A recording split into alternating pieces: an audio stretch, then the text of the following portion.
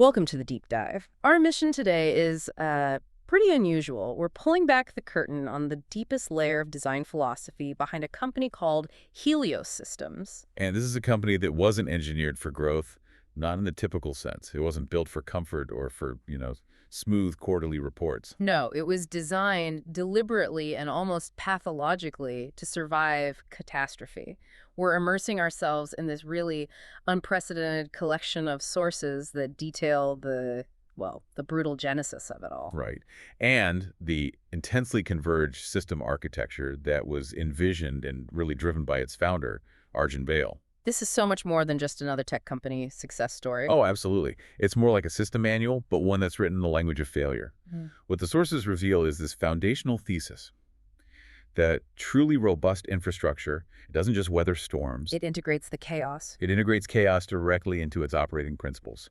We're looking at the blueprint of a planetary scale system that was built entirely on the rejection of comfort. And the circumstances that forged this blueprint, they were beyond dire. I mean, the sources open on a state of just absolute existential stress. Yeah, the clock is ticking. Helios is 42 days from financial zero.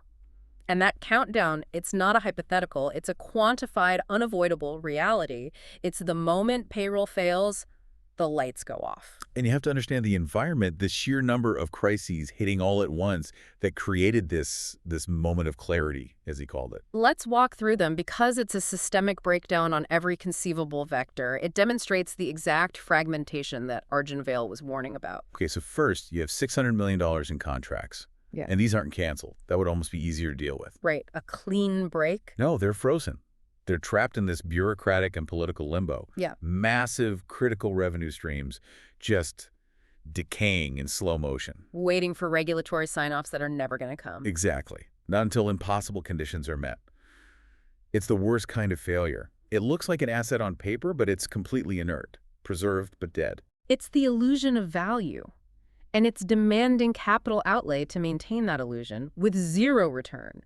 And it wasn't just the money, the physical assets were paralyzed too. The space division, I mean, this is a crucial node in their whole convergence architecture. And their multi-million-dollar satellite is just sitting there, idle, in a customs warehouse. And why? This is the part that's just maddening. The sources say it was because of one single incorrectly filed export form. One piece of paper. A piece of paper. So you have paperwork, bureaucracy, inertia. These things become the new laws of physics. They're more powerful than gravity in this context. That satellite should have been providing vital orbital computation relay capability. But instead, it's just a very expensive paperweight, costing them time and capital, purely because of terrestrial administrative friction. It's absurd. And if that wasn't enough on the biological front, their most fragile, most innovative component, that was also shut down. Their biotech lab, developing the next generation synthetic organisms. The regulators called it a temporary suspension pending review, which of course lasted weeks. And it was fueled entirely by fear. Not by evidence, not by an actual safety hazard. It was just fear of AI-designed organisms, the unknown complexity. So fear travels faster than data. Infinitely faster. And that fear paralyzed their most critical, sensitive research arm. And that's a key vulnerability he identified.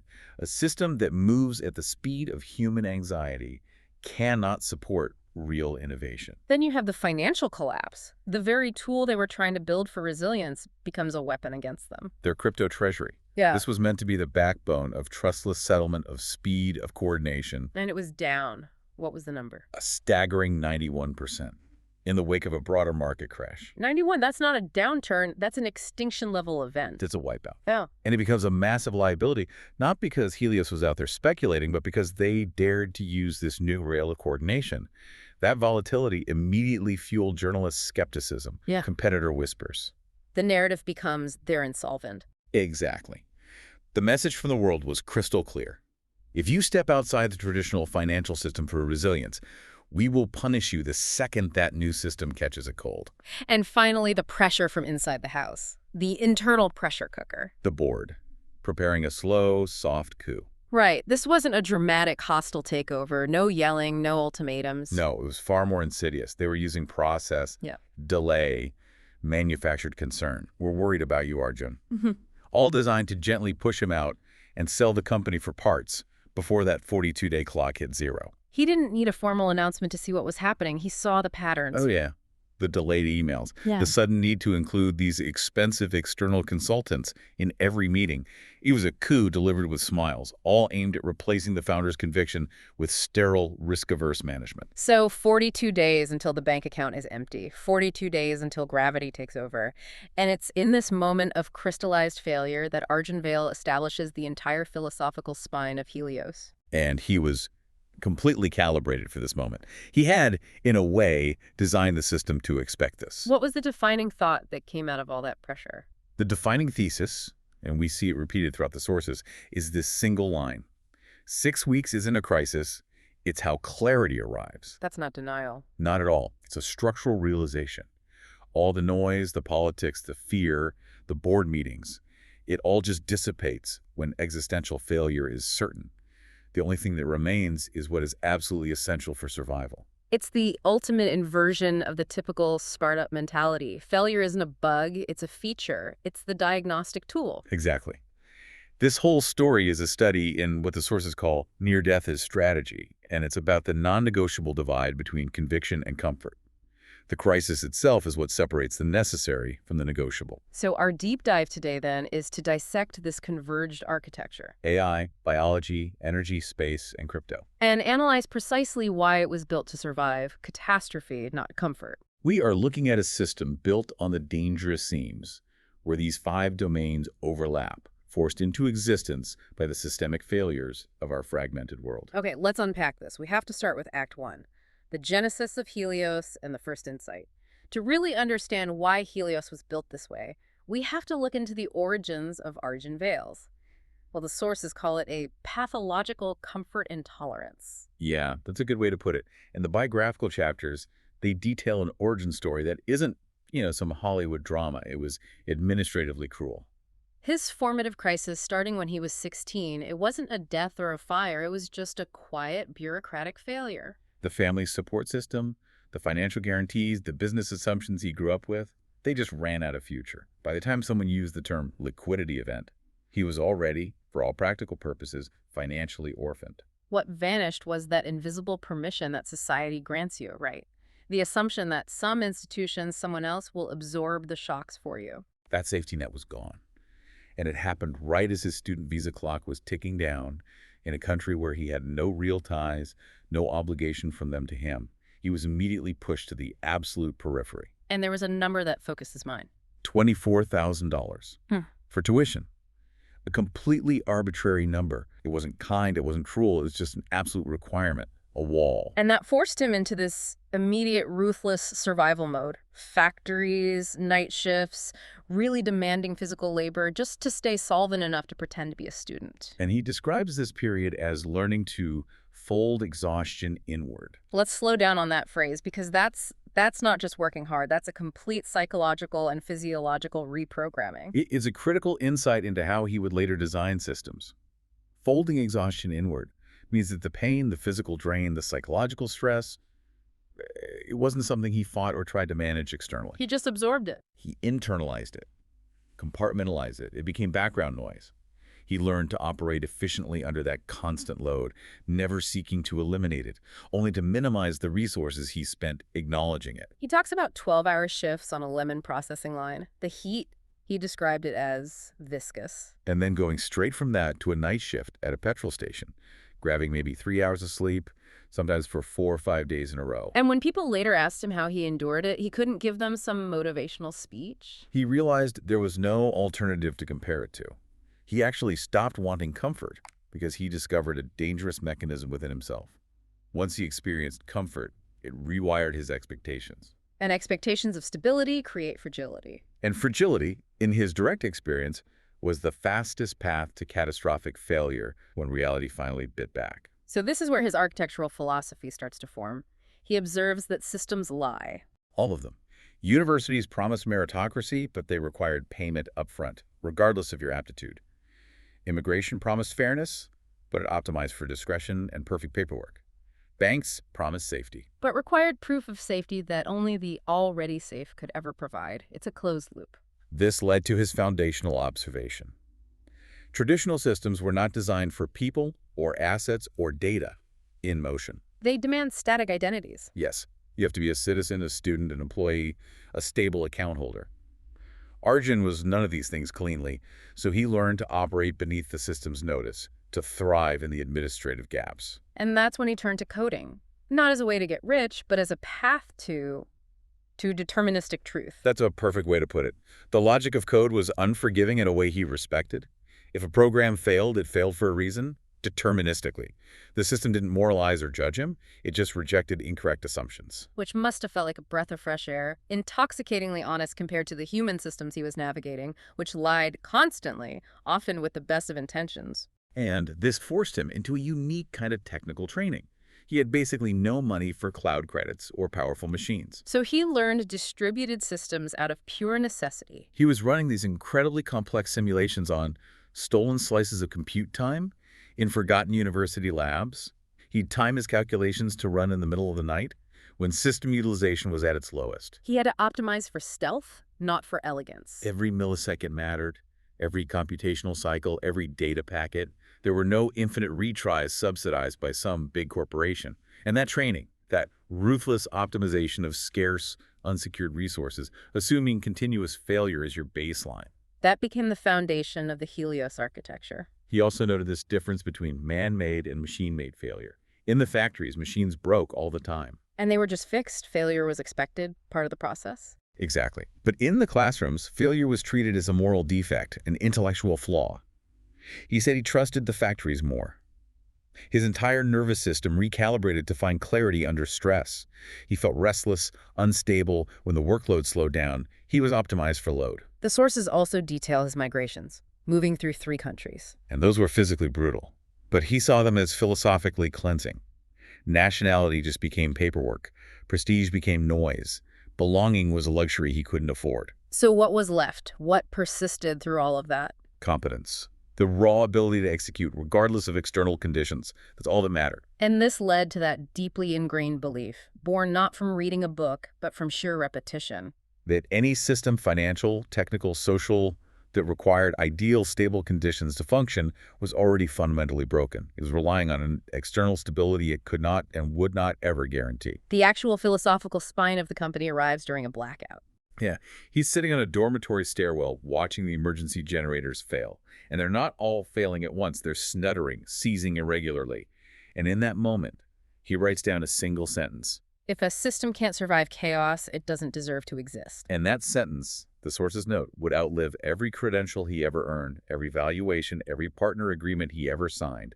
It was a structural truth. So when he briefly landed a successful job later at an investment bank, he felt deeply wrong. Completely out of place. The work was too abstracted. The decisions were being made with safety nets so thick they just dulled any sense of real accountability. He left, not in some dramatic resignation. No, he just ceased needing the institution. His core philosophy, the seed of Helios, was already encoded in him. It wasn't an ambition for a new venture. It was a fundamental refusal to ever build anything fragile again. That sets the stage perfectly for the next step, for the theoretical architecture itself. So he's defined himself by refusing fragility. What happens when he finally finds a little bit of stability running that small cafe? Stability, ironically, brought him profound dissonance. He was physically safe, sure, but that safety just exposed the catastrophic inefficiencies he saw everywhere else. In the very infrastructure that was supposed to be supporting him. The gap between what was technically possible in a silo and what was actually happening at the systemic boundaries, it was unacceptable to him. He saw these systems performing individual miracles. AI learning from billions of data points, money moving across continents in seconds, massive energy grids balancing load, biology evolving complex life. But they never spoke to each other, not meaningfully. They were hyper-efficient in their silos, but catastrophically awful at their seams, at their boundaries. He realized AI researchers were optimizing models without factoring in the massive energy costs. Financiers were pricing risk while treating climate and biology as, what, externalities? Exactly. And he's running this cafe dealing with international suppliers, opaque payment systems, the messy reality of physical goods.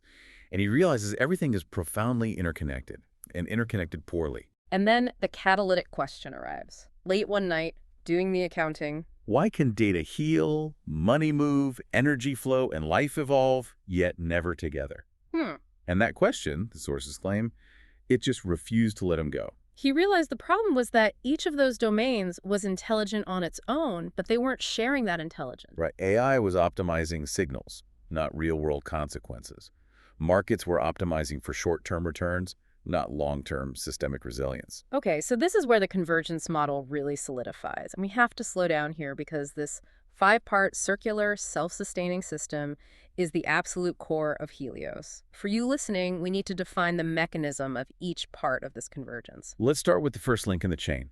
The system has to ensure that AI designs biology. This is the key insight. It transforms biology from something we just find and study, a stochastic discovery process, Into a programmable engineering discipline. So when we say AI designs biology, we're talking about moving beyond traditional trial and error chemistry to deterministically engineering, say, synthetic metabolic pathways. Precisely. It allows for materials to be grown or synthesized with a purpose rather than being fabricated through these huge extractive industrial processes. Life itself becomes programmable, controlled by intelligence. Okay, that's link one. AI designs biology. Link 2 follows directly from that. Biology must power energy.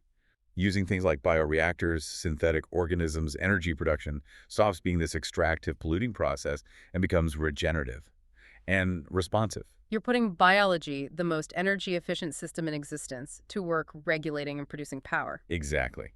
And this cheap, scalable, intelligent energy then enables the third link. Energy must fuel space. Abundant energy lets computation escape its geographical constraints. Once your power is decentralized and efficient, the terrestrial bottlenecks, land, heat, regulation, they become less important. And you can shift your focus to orbital logistics, which leads logically to the fourth link. Space must run AI. Because it's free from terrestrial constraints. The politics, the regulatory fear, the physical boundaries. All gone. Intelligence can scale without competing directly with human infrastructure and resources on Earth. It allows for a genuinely neutral, hyperscale compute platform. Okay, and then wrapping this whole thing together, the nervous system for this massive adaptive organism Is the final link. Crypto must coordinate everything. It's the settlement mechanism, the incentives, the identity verification, the audit trail for the entire system. It allows all the components to align automatically without relying on a centralized, permissioned, and therefore fragile source of trust. And the circular nature of this loop is the key. AI designs biology, which powers energy, which fuels space, which runs AI, all coordinated by crypto. It's a closed, self-referencing adaptive ecosystem. But hold on, that sounds incredibly dangerous. If one part of that hyper-complex, interconnected loop breaks, let's say a smart contract has a glitch and it affects the energy market, doesn't the whole adaptive ecosystem fail catastrophically? And maybe even faster than a traditional fragmented system would. That is the most critical question, and it was the core design challenge. He absolutely realized that. A fragmented system fails slowly, predictably, usually due to some external shock. A hyperconverged system can fail faster, yes. So what's the protection? It also provides a closed system for recovery. Helios was designed to fail internally first. It was built to shed non-essential components, to have circuit breakers and autonomous redistribution logic, to ensure that the system as a whole persists, even if individual subsystems crash and burn. So the goal isn't non-failure. It's deterministic, localized, rapid failure that actually increases the resilience of the overall loop. You've got it. And that leads to the immediate realization that this vision is not a standard startup idea. It's an indictment of all the entrenched silos. Of course. This system was going to be resisted from day one because fragmentation is profitable. Deeply profitable. AI companies want to avoid biology regulation. Yeah. Energy companies want to keep their centralized monopolies. Finance wants to control settlement. This convergence forces painful, unprofitable coordination on everyone. So Arjun knew he would be resisted. Hard. And that resistance just confirmed his thesis.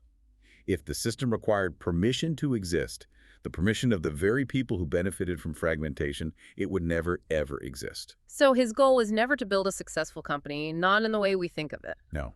His stated goal was a system that can survive its own success. Because success, for most companies, leads to ossification, to bureaucracy, to the search for comfort. And Arjun's deep-seated comfort and tolerance was now encoded into the mission. Reject comfort, embrace continuous adaptive load. Which brings us to Act 2, the trial by fire. The brutal, rapid rejection of Helios by the commercial markets. And the initial capital to even begin this trial was essential. This starts with the story of the dinner and the introduction of Lucy. who the sources call the impossible investor. Arjun is still running his cafe, he's dealing with a reservation error chaos as usual, and Lucy, this hyper-calibrated investor, she just walks in. And she isn't flustered by the chaos. She scans the room clinically and sees a system under load. She sees him managing it.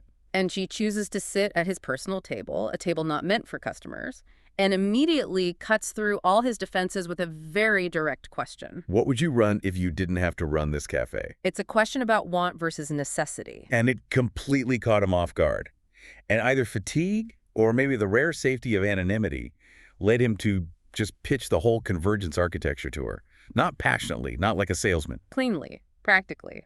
Describing the 5-part loop as something inevitable. He didn't use a polished deck. He opened his battered laptop and showed her system maps and scaffolding. Just the raw architecture. And her response was pure analytical recognition. She didn't need to be sold. She closed the laptop and just said, "You're building the foundation of a new civilization."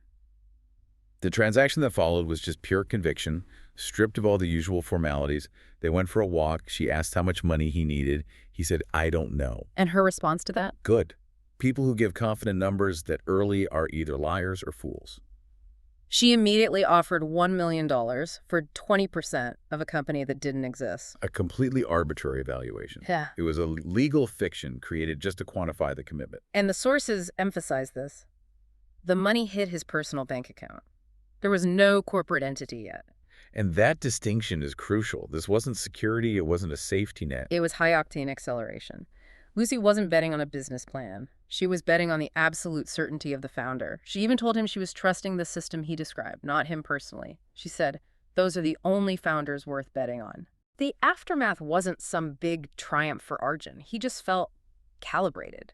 The valuation was imaginary, but the conviction was real, it was quantifiable, and now it was funded. And Helios was conceived that night, built not out of entrepreneurial ambition, but out of sheer necessity. And that necessity immediately led to catastrophic commercial failure. Product 1. AI designed synthetic microbes for carbon capture, and technically, it was flawless. A miracle. The AI generated entirely new metabolic pathways, things never seen in nature. The microbes would absorb atmospheric CO ures, convert it into a stable, inert biomass with just unprecedented efficiency. They worked perfectly under harsh conditions. They were ready for planetary scale deployment. This should have been the breakthrough, the thing that solves the core climate challenge. Instead, they slammed headfirst into what he called the invisible wall, the wall of institutional inertia and customer risk aversion. The customers, we're talking governments, major industrial emitters, they just didn't trust the non-naturally evolved organisms. The complexity was too high. The solution was too definitive. The regulators just stalled, paralyzed by fear. What happens if it mutates? What if it escapes containment? All the what The ifs. science was airtight, the economic model was compelling, but trust in established, slow processes was the real bottleneck. Customers were optimized for compliance with known systems of carbon management, even if those systems were completely inefficient. And here's the brutal truth Arjun observed. The customers didn't actually want the carbon problem solved. They wanted it managed, incrementally, invisibly, through paperwork and compliance metrics that they already understood. Helios's solution was just too effective, too clean, too definitive. It threatened to break all the existing financial and regulatory narratives. A definitive solution threatened to end the need for the whole existing ecosystem of carbon brokers, compliance departments, multi-billion-dollar consulting firms. It's a structural cynicism he had to confront. The world prefers profitable complexity over a definitive solution. It's not even cynicism, really. It's entropy that's been protected by regulation. When a problem generates massive infrastructure around it, like carbon management has, the system becomes structurally dependent on the continuation of the problem. So a real solution is actually a threat. It's perceived as a violent market shock. It destabilizes the profitable status quo. It's an act of necessary destruction, and the existing system resists it with every bureaucratic and financial tool it has. And the investors, predictably, they suggested the safe way out. Pivot, of course. Turn this powerful AI infrastructure into some simple SaaS dashboards or compliance optimization software, a safe, digestible, high-margin product. But Arjun's refusal was a non-negotiable philosophical line. He told them, the moment we turn this into a dashboard, we accept that the problem is informational. It isn't. It's structural. He refused to confuse comfort, a profitable SaaS business, with correctness, which was solving the actual structural issue. And Lucy, the first investor, she supported him. She reinforced that core tenet. She said, better it fail honestly than succeed by lying. The death of Product One was financially brutal. Their revenue was still zero, but it was strategically vital. It taught Helios that truth alone does not guarantee market acceptance. And that the world will resist any solution that collapses existing power structures too quickly. This failure immediately sets up the second, even more violent trial, Product Two. Right. Having confirmed the market rejected definitive biological solutions, he pivoted to energy, where coordination failure was a structural, visible, and painful crisis. The insight was simple enough. Energy grids were breaking, not from a lack of power, but from a lack of coordination. So the solution was crypto-settled energy markets for distributed microgrids, using smart contracts for instant, trustless clearing and payment. Technically, the convergence was stunning. It worked. AI models forecasted energy needs, smart contracts settled the value instantly, microgrids self-balanced. Energy started moving with the speed and efficiency of pure data. In the early pilots, reliability shot up immediately. It felt inevitable. And that inevitability immediately felt dangerous to the outside world. And the danger arrived, accelerated by just terrible timing. The big crypto market crash. Even though Helios was avoiding all the speculative tokens, the word crypto itself became radioactive. It was a source of profound regulatory fear. So banks instantly froze their accounts, citing regulatory ambiguity. This had nothing to do with the technology's effectiveness. It was purely about the fear of this unknown coordination mechanism. The press narrative hardened instantly around this idea of dangerous infrastructure. The articles were poorly researched but expertly framed, citing anonymous government sources, hypothetical risks. Packaging fear as legitimate concern. And that narrative killed them commercially. The consequences were immediate and severe. 70% of the staff left in 3 weeks. People just vanished. They had mortgages, they had tolerance limits, and Arjun recognized that survival built on resentment or fear of failure was unstable, so he didn't fight the exodus. And then came the moment of profound personal sacrifice. Corporate accounts are frozen. The automatic shutdown of their crucial compute systems is looming. The servers, the very backbone of the convergence loop, was about to be powered down. So what did he do? He realized that institutional money had been weaponized against the system, so he bypassed the frozen corporate accounts entirely. He logged into the cloud providers and entered his personal credit card details to keep the core servers running. He personally subsidized the company's existence. Thousands, then tens of thousands of dollars a day, paid for by his own debt. It's the ultimate inversion of modern entrepreneurial leverage. Not using other people's money, but maximum personal exposure. The hum of the servers, the lifeblood of Helios, was being paid for entirely by his debt. He sold furniture, he was moving infrastructure himself. And the board, sensing the end was near, they suggested licensing the tech, selling the IP for safety. Arjun refused to turn Helios into some hollowed-out asset, stripped of its core ambition. He understood the world rejects what it cannot control, not what is unsafe. And this trial, this whole experience, it taught Helios what it truly meant to survive chaos by becoming personally liable for its persistence. This brings us to Act 3, Endurance and Defiance, where the constraints become non-financial. They become about trust, permission, and the physical limits of the founder himself. Product 2 left Helios just stripped bare. No commercial credibility, zero market trust, severely constrained capital. So Arjun's strategy shift, as detailed in the sources, it had to be radical. He turned to the absolute edges of the system. Defense contractors, national labs, forgotten agencies, people who were so cornered by existing failures that they might tolerate unsanctioned infrastructure. He threw out the polished pitch decks, fired the advisors. He built a list manually of people dealing with systemic failure who might tolerate a call from someone with nothing left to lose. And his rule became brutal. If they say no, call the next one. If they say maybe, do not hang up. The initial results were humiliating. 197 calls in 3 days. Zero success. But then he realized he was still trying to sell. So his approach changed. He stopped persuading and started diagnosing. He delivered inevitabilities. What does that mean, he delivered inevitability? He would get on the phone with a potential partner and just say, your energy grid will collapse within 3 years because your forecasting models are fundamentally biased. Or, you are blind to systemic risks in ways that will cost you billions, and you know it. He was diagnosing their institutional sickness, not selling them a product. And this approach found its mark because the diagnosis was accurate. The breakthrough came from a mid-level engineer in a forgotten hybrid agency, an entity that survived purely by being beneath the notice of central politics. The meeting was in a cluttered, dusty office that looked like an abandoned storage closet. No presentation, just code and architecture. Arjun walked him through the satellite AI energy loop he had theorized, and the engineer, recognizing the deep truth in that structural convergence, he just smiled. He'd seen it before. He said he recognized the sketch from 27 years prior. It had been shelved as too expensive, too early. And now, he just said, it's not early anymore. The pilot that came out of this was small, criminally underfunded. And used the oldest hardware they could beg for? Aging satellites, barely functional microgrids?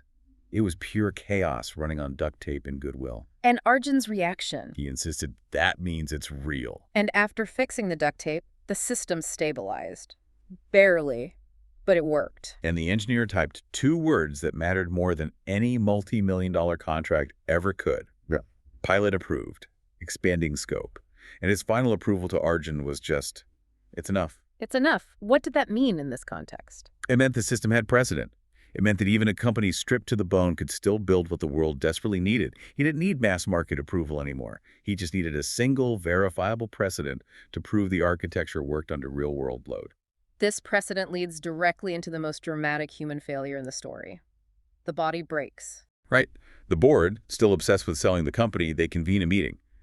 Arjun is there. He's listening, but he's also concentrating on this strange, icy sensation spreading across his left side. Yeah. Like electrical static giving way to a cold, pure absence. It sounds terrifying. His left hand, his forearm, his jaw, half his throat just went numb. He tried to speak, but the words were locked in his throat. He didn't dramatically collapse. He just sort of slid sideways onto the floor. A soft, internal, catastrophic failure, the nervous system pulling its own circuit breaker. And the diagnosis was severe psychosomatic neurological shutdown. His body, having internalized that pathological stress for years, finally forced a physical halt. The doctor's warning was crucial here. Psychosomatic does not mean fake. The physical system demands rest, regardless of the founder's condition. Yeah. He needed 18 days, minimum, of total disengagement. 18 days. For a company on a 42-day countdown to zero, that's an eternity. And the board, of course, they saw this absence as pure opportunism. They immediately began planning to sell the company for parts, claiming Arjun had agreed in principle right before his collapse. A soft coup, exploiting his absolute physical vulnerability. They moved quickly, drafting acquisition documents, lining up the buyers. They were betting on the inertia of institutional process and his guaranteed absence. They knew he was medically mandated to be gone. But on day 11, Lucy, the initial investor, she brings in the rumor. The papers are drafted, the deal is almost done. And Arjun, still recovering, he understands that old rule. Weakness invites takeover. So on day 18, against all medical advice, he returned. The sources detail the scene.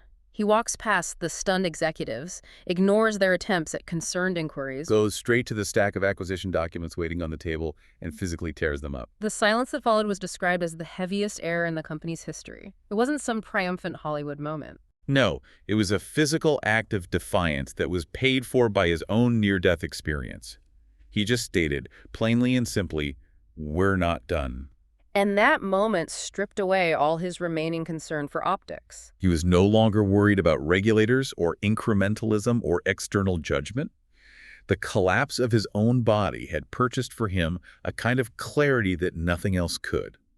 He wasn't just building a system anymore, he was rebuilding himself, making sure he was stronger than the system that tried to break him. His body had kept its own books, and the debt was paid in pure clarity. And that clarity was immediately tested by the arrival of the Titan. This individual, as detailed in the sources, arrived famous the way gravity is famous, an industry figure who had transcended being a founder and had become an axis around which the entire industry bent. And he recognized the danger and the necessity of Helios's work immediately. The offer was concrete, massive, and final. $3 billion cash and stock.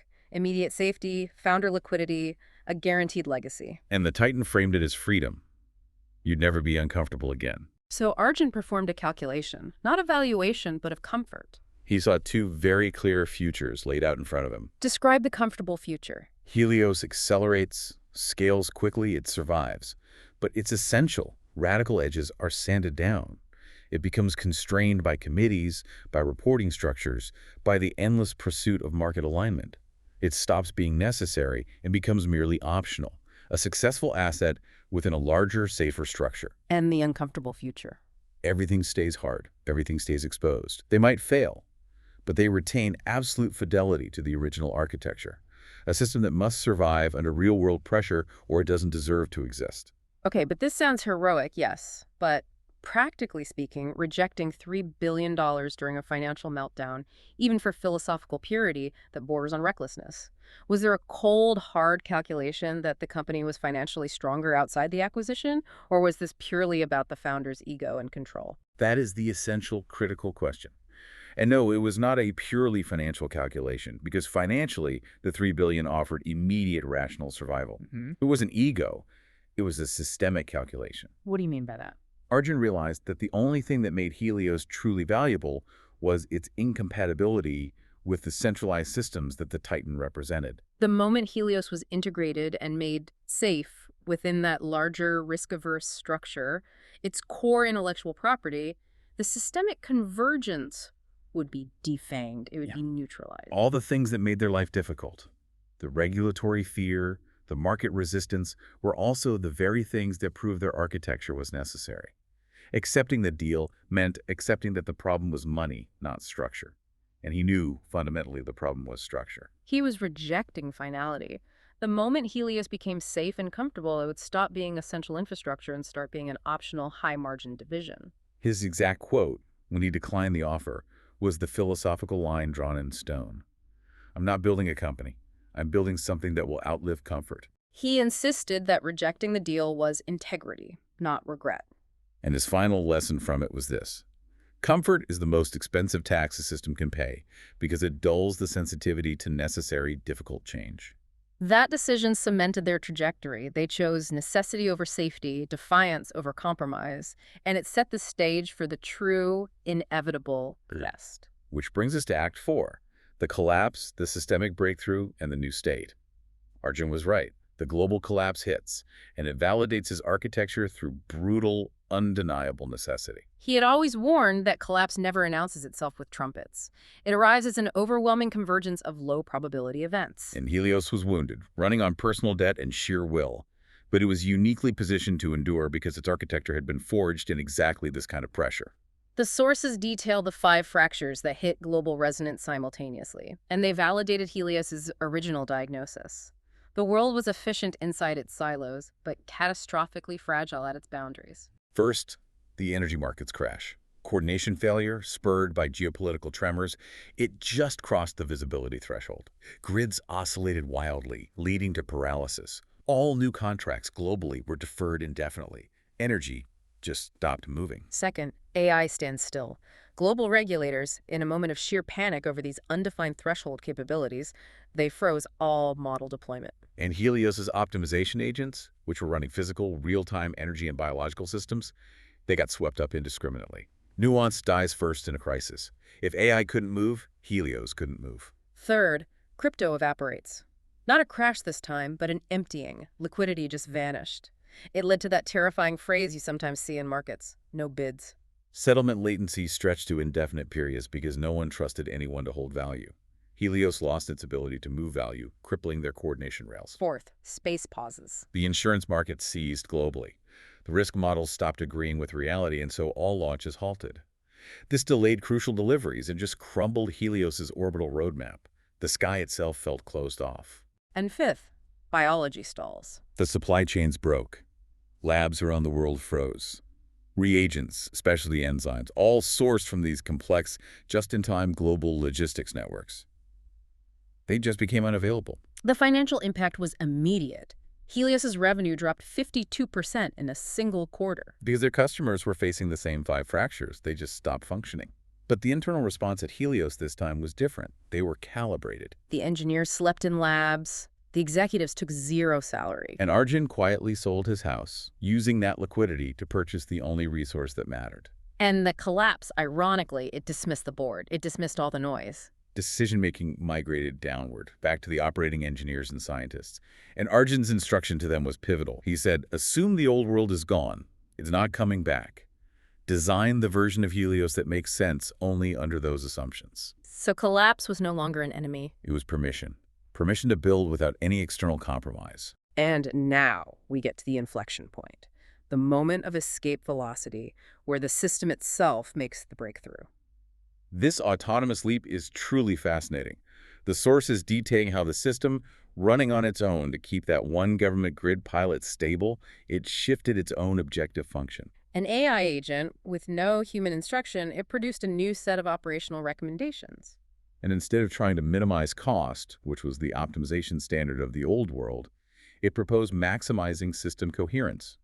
What did that actually look like in practice? It rerouted massive biological simulation workloads, the kind that needed immediate, reliable energy, into the wasted thermal energy zones that were being generated by their decentralized energy systems. Wait, so the loop closed itself?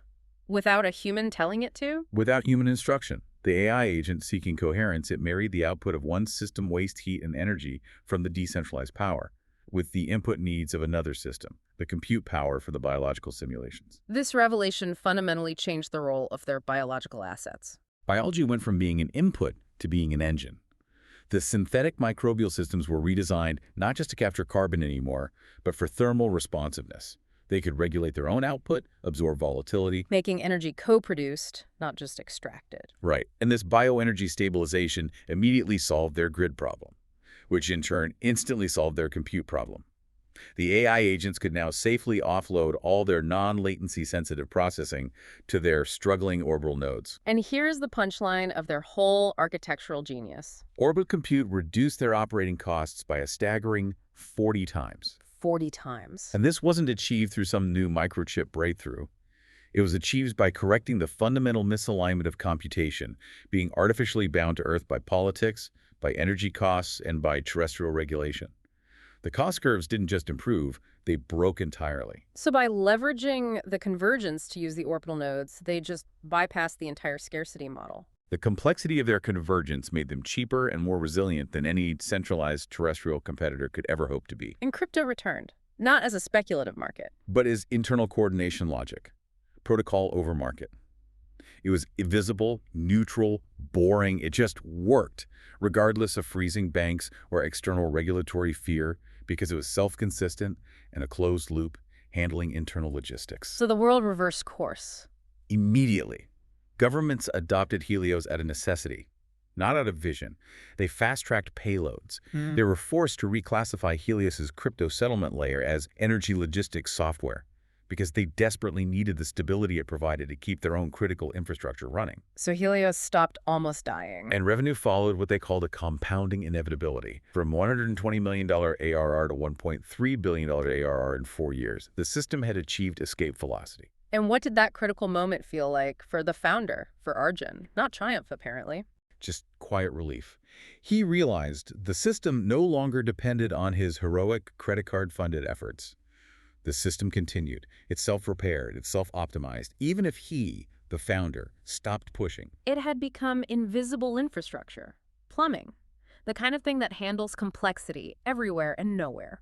It survived because it had shed the illusion that success meant comfort. It had confronted reality years before any of its competitors were forced to. And finally, we reached the conclusion. The valuation crosses $100 billion without any fanfare, just a line item on a dashboard. Arjun refused any celebration.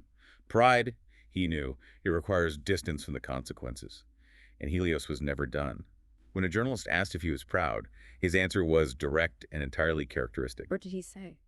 I didn't build this to feel good about myself. I built it because the alternative was collapse. But the very effectiveness of Helios, its ability to stabilize volatility and integrate all these disparate systems, it created a dangerous new dynamic. The sources call it the systemic coordination paradox. Let's unpack that. It sounds fascinating. It is.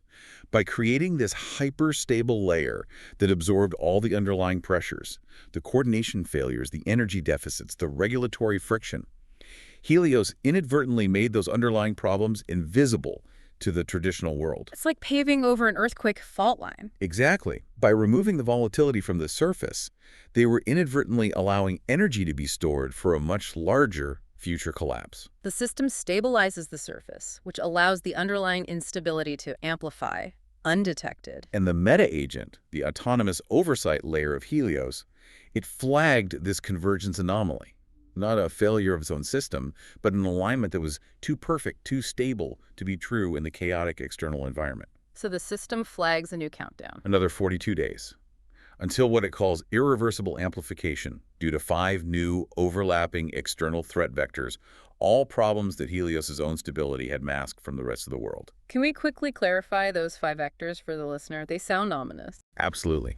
We are talking about external threats that would destabilize any complex system. Right. First, a solar event, a major geomagnetic storm that could overwhelm terrestrial grids and any unshielded orbital assets. Second, an AI treaty. A sudden global regulatory agreement that might redefine threshold capabilities in a way that accidentally shuts down autonomous optimization agents globally, regardless of their safety record or function.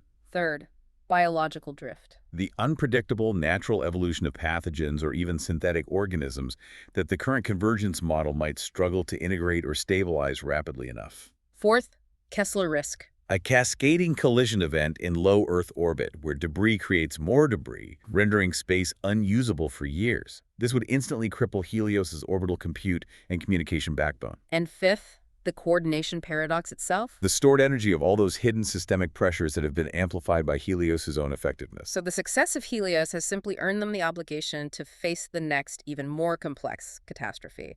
The story ends not with triumph, but with responsibility. The final quote in the sources sums up the philosophy perfectly. We've earned the right to keep going. They survived the first test, but survival is not a static achievement. It's a constant demanding requirement. The ultimate takeaway for you, our listener, is profound. What complex system in your life, in your business, in your infrastructure needs to be optimized not for comfort, but for continuity under catastrophe? Where are you paying that expensive tax of comfort? Think about what you are avoiding by seeking stability. Helios teaches us that the path to true resilience is paved by confronting failure, not by running from it. Thanks for joining us for this deep dive into the architecture of necessity. Always a pleasure to unpack the essential structures.